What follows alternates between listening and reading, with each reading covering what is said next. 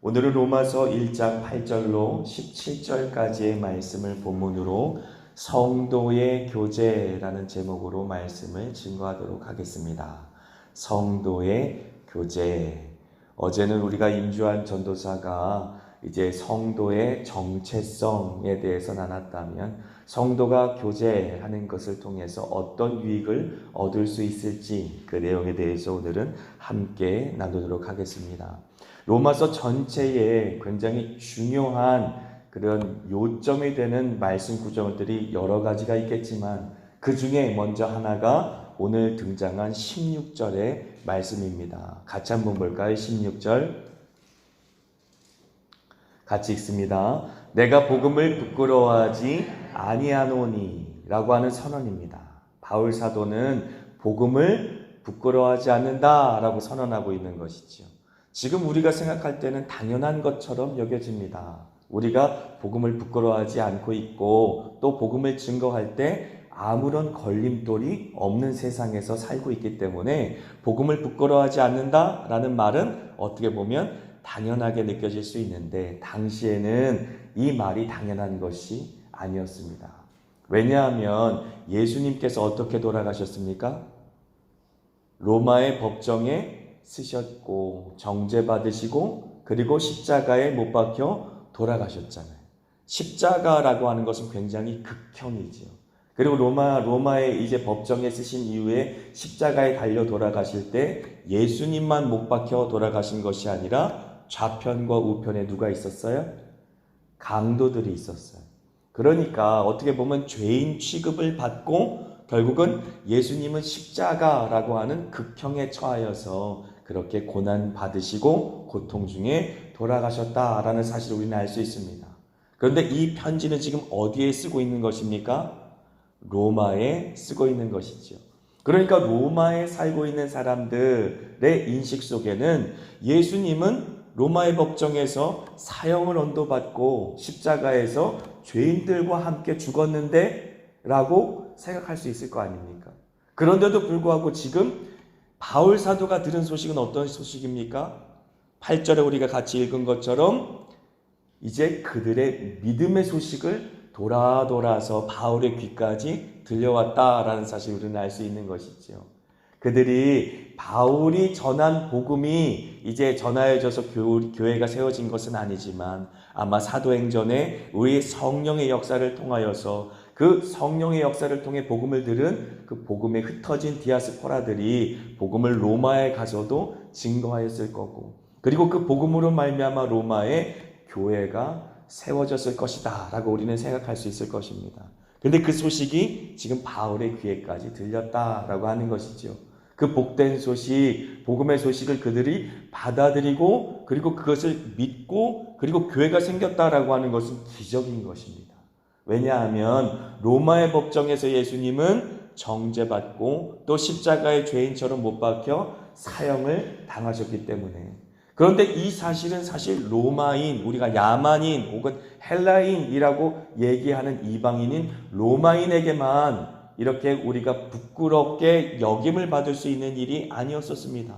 왜냐하면 유대인에게도 사실 나무에 달려 죽은 사람들은 모두가 다 저주를 받은 자다라고 인식되어 있었기 때문에 사실은 이 복음이라고 하는 것, 십자가라고 하는 것은 로마인에게나 유대인에게나 부끄러운 일일 수밖에 없는 일이었다라는 사실을 우리는 성경적으로 혹은 역사적으로 알 수 있는 것이죠. 그런데 그럼에도 불구하고 지금 바울 사도는 내가 복음을 부끄러워하지 않는다라고 선언하는 것입니다. 왜 그렇습니까? 이 복음은 모든 믿는 자에게 구원을 주시는 하나님의 능력이 되기 때문이다라고 하는 것입니다. 이 말씀을 사실 일반적인 상황에선 절대로 이해할 수 없는 것이에요. 왜냐하면 유대인에게나 헬라인 혹은 다른 야만인, 로마인으로 대표되는 그 모든 이방인들에게도 사실 십자가 사건은 부끄러운 일이기 때문에 그렇습니다. 그런데 로마에 지금 교회를 세운 사람들은 지금 바울 사도의 이 메시지를 이해하고 있어요. 왜 그렇습니까? 하나님의 능력을, 하나님의 의로움을 복음으로 말미암아 경험했기 때문에 라고 하는 것이지요. 그들의 내면 가운데 그 모든 죄와 사망의 권세를 몰아내시고 하나님의 의로 덧입혀 주시는 그러한 영적인 거듭남의 체험, 영적인 회심의 체험을 한 사람들만 이 말씀을 이해할 수 있는 것입니다. 복음의 능력이라는 것을 성령의 역사로 말미암아 우리의 내면으로 거듭남으로 회심으로 경험한 사람들만 복음을 부끄러워하지 않을 수 있다라고 하는 것이지요. 그렇지 않고 세상적인 사상, 세상적인 가치관, 일반적인 상식으로는 복음은 부끄러운 것입니다. 심지어 유대인들, 하나님의 백성이라고 하는 사람들의 인식 속에서도 복음은 부끄러운 것입니다. 왜냐하면 나무에 달려 죽은 자들마다 저주받은 자다라고 율법에서는 정죄하고 있기 때문에, 그렇기 때문에 예수 그리스도께서 증언하신 십자가, 그 십자가에서 내가 함께 예수와 죽고 그 십자가에서 다시 예수와 함께 살아난 그런 영적인 거듭남과 영적인 회심을 직접적으로 체험한 사람이 아니고는 결코 복음을 자랑스럽게 선언할 수가 없는 것이지요. 이렇게 복음을 직접적으로 경험한 사람들만이 예수의 증인이 될 수 있는 것이지요. 그래서 세상의 증언대 위에 예수 그리스도의 이름 가운데 붙어있는 그 모든 오명을 씻겨줄 수 있는 증인이 되어서 담대히 그 증언대 위에 서서 봐라, 하나님의 의로움이 나에게 이렇게 나타났다, 하나님의 능력이 내 영혼 가운데 이렇게 나타났다 라고 예수를 증언할 수 있는 증인으로 그렇게 세움받을 수 있다라는 선언을 지금 바울 사도가 우리에게 하고 있는 것입니다. 그러므로 우리에게는 지금 당연하다라고 인식되고 있는 것이죠. 당연하지. 복음을 어떻게 부끄러워할 수 있는가? 그 복음으로 말미암아 내 영혼이 살아났는데, 그 복음으로 말미암아 내가 이렇게 예수 그리스도 안에서 하나님의 백성이 되었는데 라고 우리는 당연한 것으로 여겼지만, 사실 일반적인 상황에서, 당시의 역사적인 상황에서 사람들의 인식 속에서는 복음은 부끄러울 수밖에 없는 것이었다라는 사실을 우리는 이해해야 합니다. 뿐만 아니라 당시는 어떤 세상이었냐면 로마의 왕이, 로마의 황제가 신처럼 숭배됐던 세상이었습니다.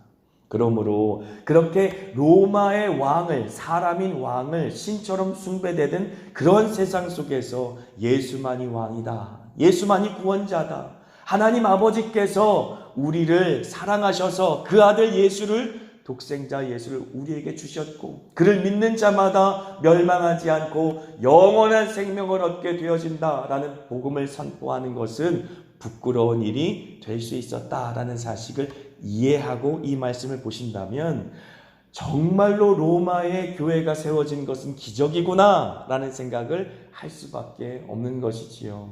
당시에 로마라고 하는 황제 숭배가 가득했던 그 황제 숭배의 중심지 로마 안에서 하나님께서 교회가 세워지게 하시고 하나님의 의가 나타나게 하시고 또 하나님의 능력이 나타나게 하신 것은 기적이었다라고 하는 사실을 우리는 알 수 있는 것입니다. 그래서 8절 말씀 같이 볼까요? 같이 읽습니다. 너희 믿음이 온 세상에 전파되미로다 라고 하는 것은 하나님께서 로마 교인들을 통해 나타낸 기적이었다라고 하는 것이지요. 그래서 먼저 내가 예수 그리스도로 말미암아 너희 모든 사람에 관하여 내 하나님께 감사함은이라고 오늘 말씀 시작하지 않습니까? 바울 사도는 그 소식을 듣고 너무나 감사했어요. 로마에도 하나님께서 믿음의 사람들을 모아주셨다. 로마에도 하나님께서 기적을 베풀어 주셨다. 로마에도 이방인 중에 또 야만인들 중에 헬라인들 중에 하나님께서 복음을 전파하시고 그들 중에 구원을 얻는 사람들이 나타났다라는 소식을 바울 사도가 들었을 때에 하나님을 찬양할 수밖에 없었다라고 하는 것이지요. 제가 무슬림들을 섬겼다라는 이야기를 여러 번 했었습니다. 무슬림들은 태어날 때부터 무슬림들이에요. 특히 제가 섬기던 문여야 부족 같은 경우는 물론 소말리 부족이라고 하는 강경 무슬림파에 의해서 점령당해서 억지로 이슬람 종교를 믿게 되었긴 하였지만 몇 대에 걸쳐서 이미 이슬람을 자신의 신앙으로 믿고 있고 그 내부적으로는 전통 종교를 또 믿고 있어요. 그러니까 전통 종교와 또 이슬람이라는 종교가 혼합되어 있죠. 그러므로 기독교를 믿는다는 것은 굉장히 쉽지 않습니다. 이 아프리카 사람들의 전통 종교는 우리나라의 샤머니즘과 굉장히 비슷해서 오랜 역사와 전통을 통해 귀신을 숭배하고 실제로 귀신들과 접신을 하는 상황이에요. 그러니까 이 머리로는 오랫동안 이슬람 종교에 세뇌당해 있고 영적으로는 오랫동안 귀신에게 사로잡혀 있는 상황이기 때문에 기독교를 믿기가 쉽지 않습니다. 그런데 이제 복음을 전파하고 오랜 동안 선교사들이 노력하여서 그들에게 이제 보이지 않게 은밀하게 복음을 증거하죠. 그럴 때 어떤 역사들이 일어나는가? 바로 내부자 운동이라는 것들이 일어납니다. 내부자라고 하면 영어로는 인사이더라고 말할 수 있는데 겉으로 볼 때는 전혀 나타나지 않아도 그들 가운데 예수를 믿는 사람들이 생겨나요.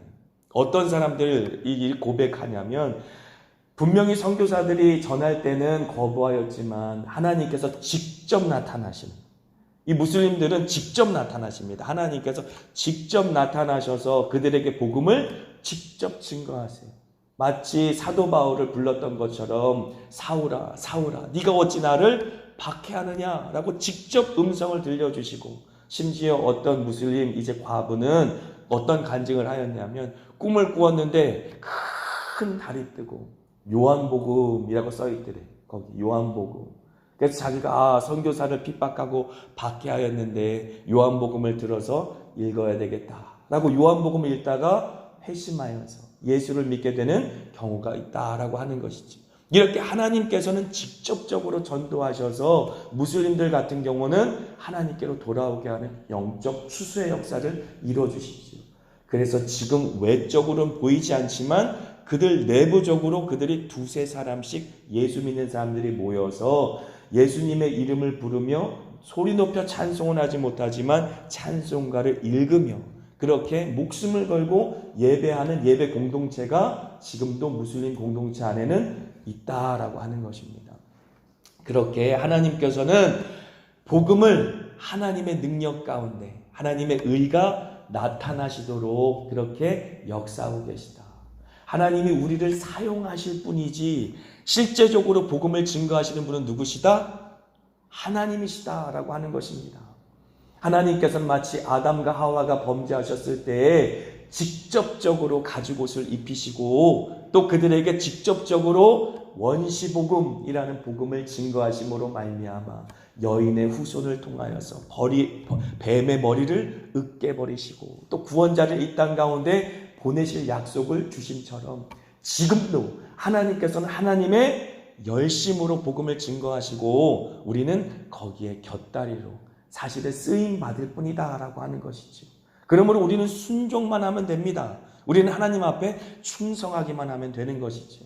하나님께서는 이미 하나님의 열심을 갖고 하나님의 열정을 갖고 지금도 살아서 역사하고 계신 하나님, 지금도 선교하시는 하나님, 지금도 전도하시는 하나님이신 것이지요. 내가 안 하면 안 된다 이런 마음은 버려야 되는 것이지요. 오히려 하나님께서 나를 사용해 주시는 것이 너무나 감사하고 나를 통해서 하나님이 일해 주시는 것이 너무나 감사한 것이지. 하나님이 그의 마음을 계속 흔들고 또 억눌러서 하나님을 믿지 않고는 견딜 수 없는 심령으로 만들어 주시고 그리고 우리를 보내주셔서 예수 그리스도의 복음을 증거케 하신다라는 사실을 잊지 말아야 합니다. 그래서 하나님께서는 바울 사도의 마음속에 빚진 자의 마음을 주셔요. 이 복음을 전하지 않고는 견딜 수 없는 그런 마음을 주십니다.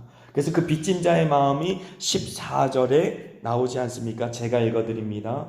헬라인이나 야만인이나 지혜 있는 자나 어리석은 자에게 다 내가 빚진 자다라고 고백하는 것이지요.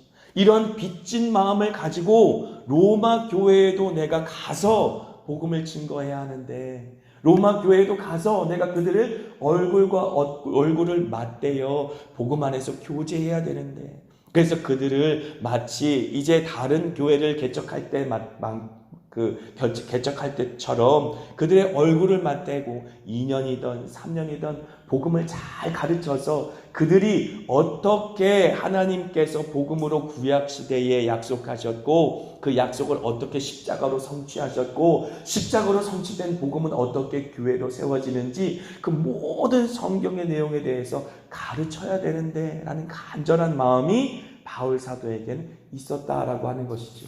도대체 바울 사도는 왜 로마 성도를 만나고 싶었을까요? 그것은 로마 성도를 만나서 교제할 때 그 교제를 통해 하나님께서는 큰 유익을 주시기 때문에 그래요. 물론 이렇게 편지를 써서 권면하는 것을 하나님께서 사용하셔서 로마 성도들이 바른 믿음을 가질 수 있도록 돕기는 하시지만 직접적으로 얼굴을 맞대고 서로 교제할 때에 그 신령한 은혜와 은사가 배가 되는 역사가 있기 때문에 그렇습니다. 생각해 보세요. 제가 여기에 와서 이제 여러분과 함께 말씀으로 교제하고 가르치고 또 함께 예배하는 것들을 통해 성령의 은혜와 은사가 함께 누려집니까? 그렇지 않습니까? 제가 이 자리에 없다고 한번 생각해 보세요. 그런데 하나님께서 저를 아프리카 땅에서 이 양주 땅까지 이동시키시고 여러분을 만나게 하시고 이렇게 얼굴을 맞대게 하시고 그리고 영적인 교제와 예배와 가르치는 그 모든 역사를 통해 하나님의 그 역사가 계속해서 우리의 교제를 통해 일어난다라는 사실을 지금 바울 사도는 알고 있고 사모하고 있다라고 하는 것이죠.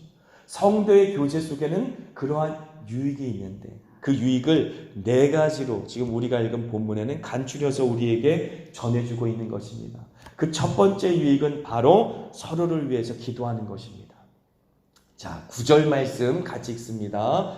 항상 내 기도에 쉬지 않고 너희를 말하며 라고 하는 것이지요. 바울 사도는 이미 로마 교회의 소식을 들었습니다. 그 소식을 듣고 그들의 기도 제목도 들었습니다. 그리고 간절한 마음으로 그들을 위해 기도하는 것이죠. 이렇게 서로를 위해 기도하는 것은 굉장히 큰 영적인 유익을 준다라고 하는 것이죠.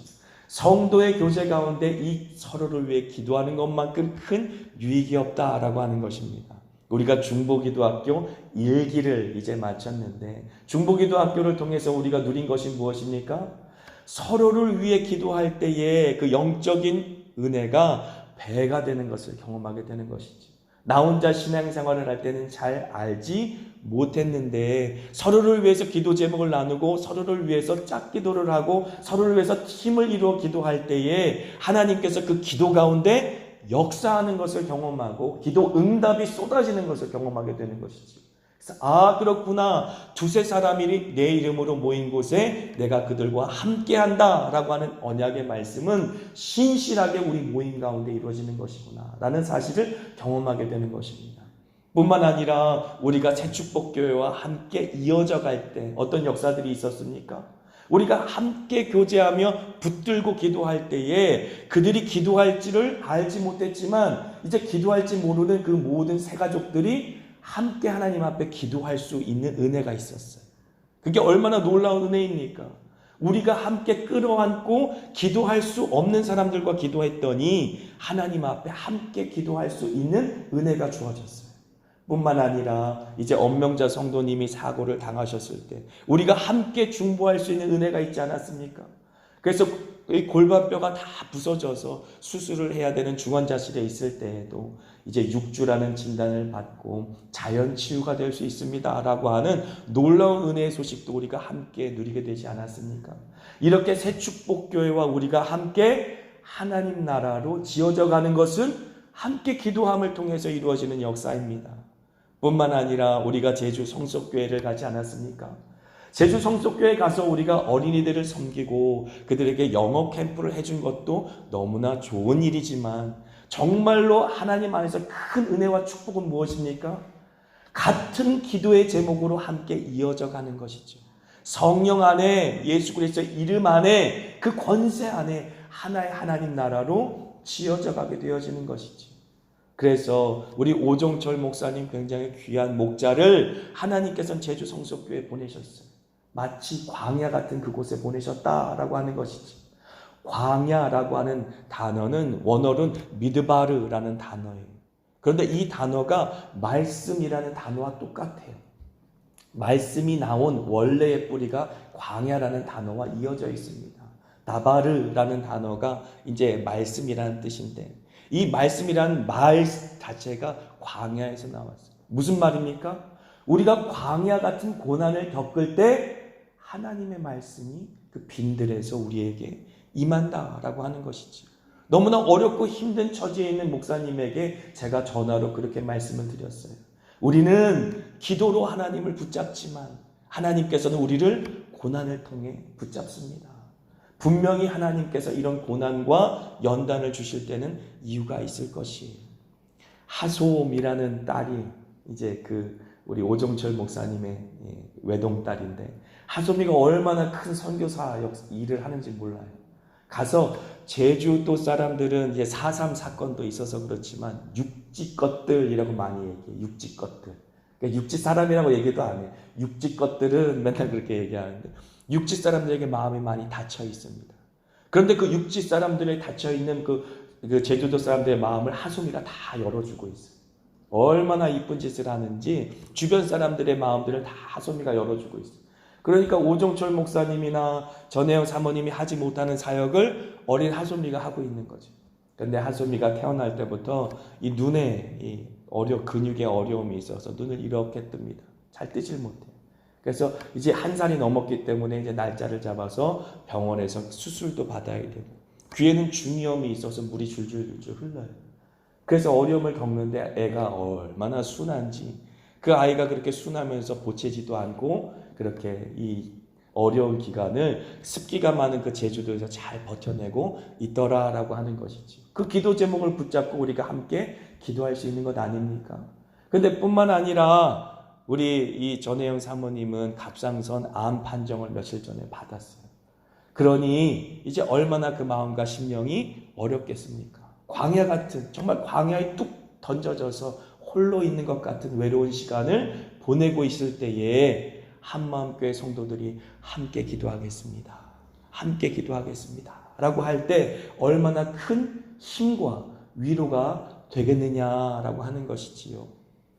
그래서 그랬습니다. 제 간증을 나누면서 저희 막내 역시도 이제 주영이라고 하는 막내가 제 넷째인데, 막내 역시도 미숙아로 태어나서 50일 동안 인큐베이터에 있었지만 그 50일 동안 인큐베이터에 있는 그 기간이 정말로 은혜의 기간이었고 우리 주영이에게 축복의 시간이었다라고 고백할 수 있습니다.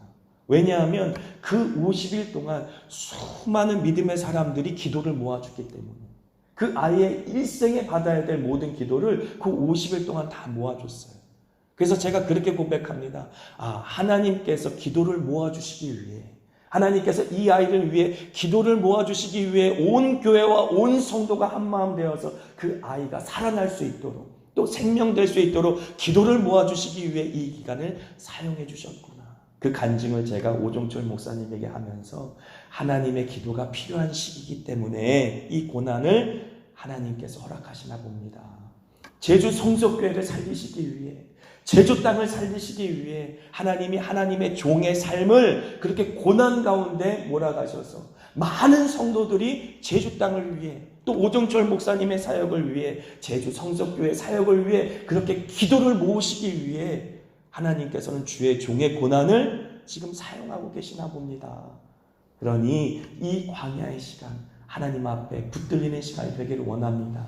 우리 한마음교회가 기도하겠습니다 라고 그렇게 말씀 나눴어요. 그러면 저희가 어떻게 해야 됩니까? 기도해야지. 기도해야지. 그래서 서로를 위해서 중보하는 것만큼 큰 은혜가 없다. 성도의 교제 중에 이 기도만한 능력이 없다라고 하는 것이지요. 두 번째, 서로의 은사로 견고히 세워주는 것입니다. 11절 말씀 같이 읽습니다. 어떤 신령한 은사를 너에게 나누어 주어 너희를 견고하게 하려 함이니. 아멘. 그렇습니다. 우리는 의심할 여지가 없이 사도 바울이 받은 은사를 압니다. 그는 어떤 은사를 받았습니까? 그가 가는 곳마다 복음이 전파되고 영혼들이 회심하는 역사들이 있었어요. 그리고 그 회심한 영혼들은 어떻게 했습니까? 회심한 영혼들의 특징이 있어요. 모이기를 힘씁니다. 회심한 영혼들은 회심한 사람들끼리 모이기를 힘써요. 그리고 모이면 뭐합니까? 그들은 하나님을 찬미합니다. 그리고 하나님께 간구합니다. 그래서 예배가 이루어지기 시작하죠. 그리고 자연스럽게 그 예배 공동체는 교회로 지어져 간다라고 하는 것입니다. 그러므로 하나님께서는 바울 사도에게 주신 그 신령한 은사를 교회를 세우는 것에, 예배가 없는 곳에 예배가 드려지고 교회가 없는 곳에 교회가 세워지는 것에 사용하셨다라고 하는 사실을 우리는 알 수 있는 것이죠. 선교 사역도 별반 다른 것이 아니다라는 사실을 저 역시도 경험했습니다. 결국 선교사가 나아가서 선교지에 가서 하는 일은 예배가 없는 곳에 예배가 일어나게 만들고 교회가 없는 곳에 교회가 세워지게 하는 것이 바로 선교사의 역할이다. 그래서 교회가 파송하는 선교사들은 복음을 전해서 신령한 은사를 나누어주고 결국은 복음으로 말미암아 많은 영혼과 심령들이 회심하여 주께로 돌아오고, 회심한 영혼들이 뭐 하겠습니까? 하나님을 찬미하고 하나님을 예배하고 싶은 그 마음의 심령이 불길처럼 일어날 것이고, 그런 사람이 3355 모여서 하나님께 하나님의 이름을 찬미하는 역사가 일어나고, 그래서 하나님을 한 번도 찬미해 본 적이 없는 그 무슬림 땅에, 그 모든 우상이 가득한 땅에 하나님을 예배하는 예배자들이 일어나고, 그리고 그 땅에 비로소 예수의 이름의 교회가 세워지는 역사들이 일어나는 것이 아닙니까? 그러므로 고린도 후서 7장 11절의 말씀 우리가 함께 읽겠습니다. 같이 읽습니다. 보라, 하나님의 뜻대로 하게 된 이 근심이 너희로 얼마나 간절하게 하며 얼마나 변증하게 하며 얼마나 분하게 하며 얼마나 두렵게 하며 얼마나 사모하게 하며 얼마나 열심 있게 하며 얼마나 벌하게 하였는가. 너희가 그 일에 대하여 일체 너희 자신의 깨끗함을 나타내었느니라. 아멘. 사도 바울이 그 가운데, 그 무리 가운데 들어가자 어떤 일이 일어났어요? 근심이 일어났습니다. 간절하게 되었습니다. 서로 변증하게 되었습니다. 분하게 되었습니다. 두렵게 되었습니다. 그리고 사모하게 되었고, 그 다음에 열심히 있게 되었고, 그리고 벌하게 되었다. 긍정적인 부분보다 사실 부정적인 부분의 단어가 훨씬 많아요. 하지만 하나님의 말씀이 사도 바울로 말미암아 그 공동체 가운데, 그 무리 가운데, 우상이 가득한 그 땅 가운데 임하게 되자 어떤 역사가 일어났습니까? 마음속에 근심이 일어나게 되었어요. 그리고 하나님 앞에 간절하게 되었고, 서로 변론하게 되었고, 어떻게 사는 것이 바르게 사는 것인지 서로 변론하게 되었고, 분하게 되었고, 두렵게 되었고, 사모하게 되었고, 열심히 있게 되었고, 그리고 벌하게 되었다. 교훈하시고 책망하시고 바르게 하시고 의로 교육하시는 하나님의 말씀의 역사가 사도 바울의 신령한 은사로 말미암아 나타났다라고 하는 것이지. 그러므로 하나님께서 저를 여기에 보내셔서 세워주셨을 때에 이러한 신령한 은혜의 역사가 저와 여러분 사이에 반드시 일어나야 하는 것입니다. 제가 왔는데 불편해야 되는 것이, 제가 여러분들을 섬기는데 불편해야 되는 것이, 근심하게 되는 것이고, 분하게 되어야 되는 것이고, 그리고 하나님께서 계속 벌하게 해주시는 그런 역사들이 우리 가운데 일어나야 되는 것입니다. 그래서 이전처럼 살지 않게 하셔야 되는 것이, 이전의 그 모든 죄악된 삶을 버리고 이제 예수 그리스도 안에 예수 그리스도께 온전히 붙잡힌 바 되어서 하나님 앞에 upright, 올곧은 심령으로 충성스럽게 살고자 하는 그러한 열심이 우리 마음속에 일어나야 되는 것입니다. 그래야 되는 것이, 제가 여기 섰는데 여러분들 섬기는데 아무런 일이 일어나지 않고 어우렁 세상 사람인지 교회 사람인지 모르게 그렇게 예배드리고 모르게 살아간다면 하나님께서 저를 여기에 보내주신 목적이 없는 것이고 저는 잘못된 사역을 하고 있는 것이지. 바울 사도가 그 우상이 가득한 땅에 그 이방인, 그 야만인 가운데 하나님께서 보내주셨을 때에 그들의 마음속에 마치 폭풍이 치는 것처럼 요동치며 삶이 평안하지 않고 계속해서 하나님 앞에 몸부림치면서 하나님 이렇게 사는 것이 맞습니까? 라고 물으면서 그 진리의 말씀으로 말미암아 우리의 마음속에 불처럼 연단하시는 역사가 일어나야 된다는 거예요. 불편해야 되는 것입니다. 근심해야 되는 것입니다. 저 때문에 여러분들이 매일 매순간 근심하게 돼야 되는 역사, 그런 역사들이 일어나야 될 줄 믿습니다. 너무나 죄송스럽지만 그런 역사가 일어나는 것이 하나님의 뜻입니다. 그래야 저와 여러분이 서로를 그 성도의 교제 가운데 온전히 주님의 몸된 교회로 세워나갈 수 있는 것이지요. 그래서 세 번째 어떤 역사가 일어납니까? 서로의 믿음으로 격려를 받는다라고 하는 것이죠. 네 가지인데 시간이 많이 갔으니까 세 가지까지만 전해야 될 것 같아요. 서로의 믿음으로 격려를 받는다는 이 말씀 12절 같이 읽습니다. 너희와 나의 믿음으로 말미암아 피차 안위함을 얻으려 함이라. 여기서 안위함인데 격려하다라는 뜻입니다. 서로 안위하다는 위로하다는 뜻으로 우리가 더 많이 이해할 수 있는데 사실은 원래 원어상의 의미는 격려하는, 피차 격려하는 일들이 하나님 안에서 일어난다라고 하는 것이죠. 이 말씀을 잘 알 수 있는 것은 고린도후서 7장 5절로 7절까지 말씀에 잘 나타나 있습니다. 같이 읽습니다. 우리가 마게도냐에 이르렀을 때에도 우리 육체가 편하지 못하였고 사방으로 환난을 당하여 밖으로는 다툼이요 안으로는 두려움이었노라. 그러나 낙심한 자들을 위로하시는 하나님이 디도가 오므로 우리를 위로하였으니 그가 온 것뿐 아니요 오직 그가 너희에게서 받은 그 위로로 위로하고 너희의 사모함과 애통함과 나를 위하여 열심히 하는 것을 우리에게 보고함으로 나를 더욱 기쁘게 하였느니라. 아멘. 이렇게 사도 바울의 신령한 은사로 말미암아 영혼들이 깨어나고 그리고 영혼들이 하나님께 회심하여 돌아오고 예배 공동체, 교회로 함께 지어져가는 역사만 있었던 것이 아니라 하나님께서 보내신 사도 바울 그리고 그와 함께한 선교팀 역시도 교회를 통해 위로를 받았다라고 하는 것이지. 또 교회가 하나님 안에서 복음 안에서 성장해가는 그 모든 기쁜 소식을 통하여서 위로를 받았다라는 사실을 우리는 알 수 있는 것입니다. 그래서 잠언서 27장 17절의 말씀처럼 철이 철을 날카롭게 함같이 사람이 그 친구의 얼굴을 빛나게 한다라는 이 말씀이 저와 여러분 가운데도 온전히 이루어지는 것입니다. 낙담될 일이 많고 낙심될 일이 많고 근심될 일이 많은 이 세상을 살아가면서 하나님께서 우리를 교회 공동체로 모두어 주신 이유는 이와 같다라고 하는 것이죠.